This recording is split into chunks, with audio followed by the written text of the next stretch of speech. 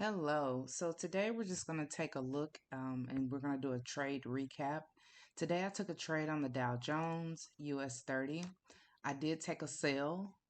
So just kind of looking at what I seen when I took this trade.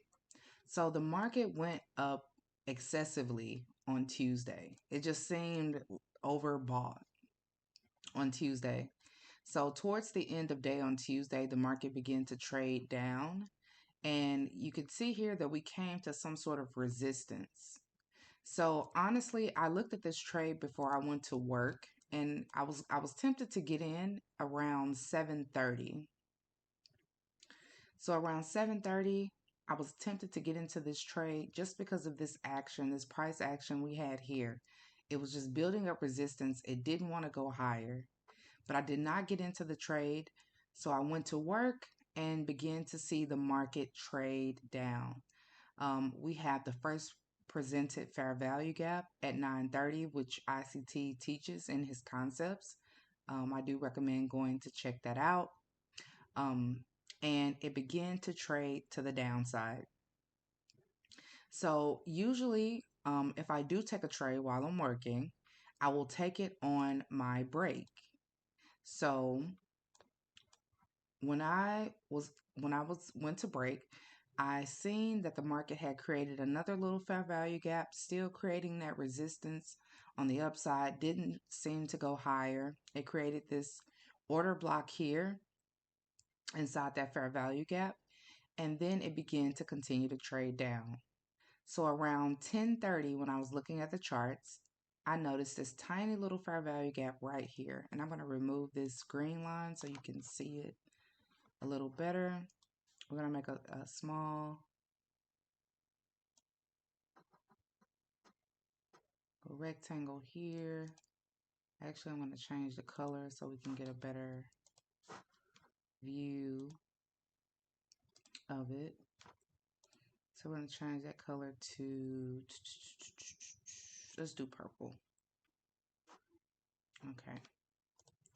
So there's a small fair value gap here. It created this fair value gap at 10:25.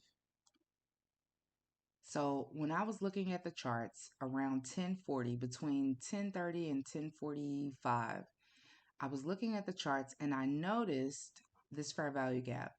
So I entered around here, around the 816 mark,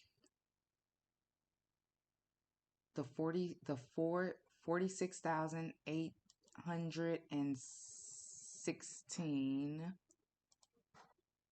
mark. 17 actually. Let me look at my count and see what. Yes, it was 46,816. That's where price was at. So I entered here, right where this fair value gap was created. So we have it at 815. So that's around about where I entered. It was specifically 816. But I entered around here. Let's see if I can get it. 816, 17.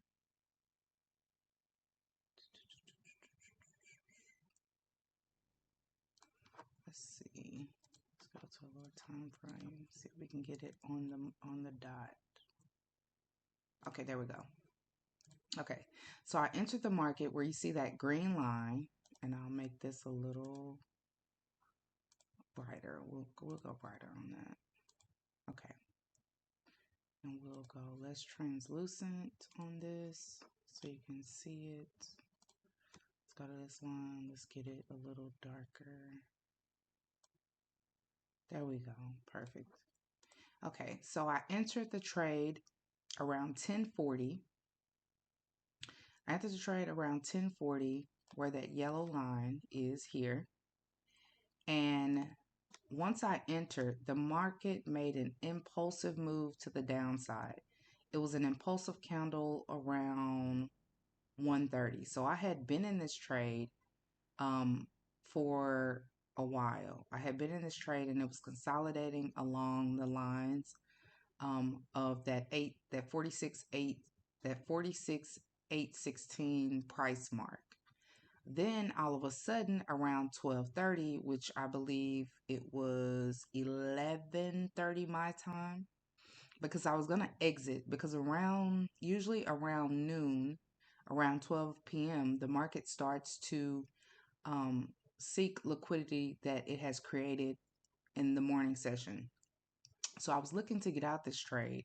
And then all of a sudden, there was an impulsive move to the downside.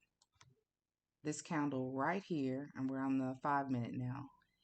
And it just started shooting down. So when the market did that, I just didn't close the trade. I just left it open and I proceeded to see that the market had made this impulsive move. And when it made that move, it began to retrace a little bit here.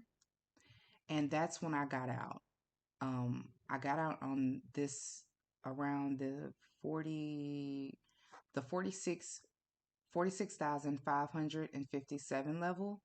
I got out of the trade there. So from here to here, for me, that was about a 1 to 2. But as we can see, the market did trade back up on that candle, but it proceeded to trade right back down, taking out this low. And that is the trade that I took today on US30. It was a very good trade. When I seen this candle, because it was right when I was about to close the trade, actually. And when I seen this, I said to myself, why? I took profit. I instantly took profit because I didn't want to play with that kind of move. But when I seen it, I was like, why is this happening? As we know, there are some things happening in the U.S. With the administration, anything from tariffs to certain calls are being made by our presidency. So the moves in the market now just seem very unpredictable because yesterday I would have never thought that the market would trade up so high, but it did, which worked out perfectly. So yeah, that was the trade for today, and we will be looking forward to the next one. Due to the profit on this trade, I don't really look forward to jumping into anything too fast. I'm going to wait probably until Friday to see what the market has to offer. We have news on Friday, red folder news, and I'll be looking forward to that Thursday. So tomorrow, the market has already started to trade starting Thursday day. It says Wednesday here, but it's technically this is Thursday day that we're going to see play out. And I'll be looking forward to see what's happening there. But due to the move that I caught here, I won't be looking to rush into another trade. And that's important. And that's something I had to learn as a trader. When you get a good win, don't be so rush. Don't be so in a rush to take another trade. You want to actually see the market. Let the trades come to you. Let the setups happen. And yeah, that's it for this one. And I do trade ICT concepts, but I am a bit of a trend line trader as well. Support and resistance trader. Well, not trend lines, but support and resistance. I have seen since I've gotten more experience in trading, been trading about 5 years going on 6 years. And I would say I would say 3 to 4 of those years, I've known what I'm looking for in the market.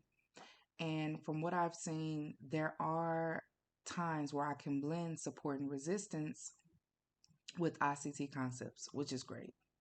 And as you can see here, the market kind of was creating a resistance area here.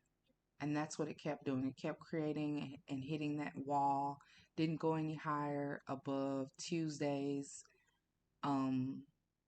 above Tuesday's high. It didn't tackle Tuesday's high.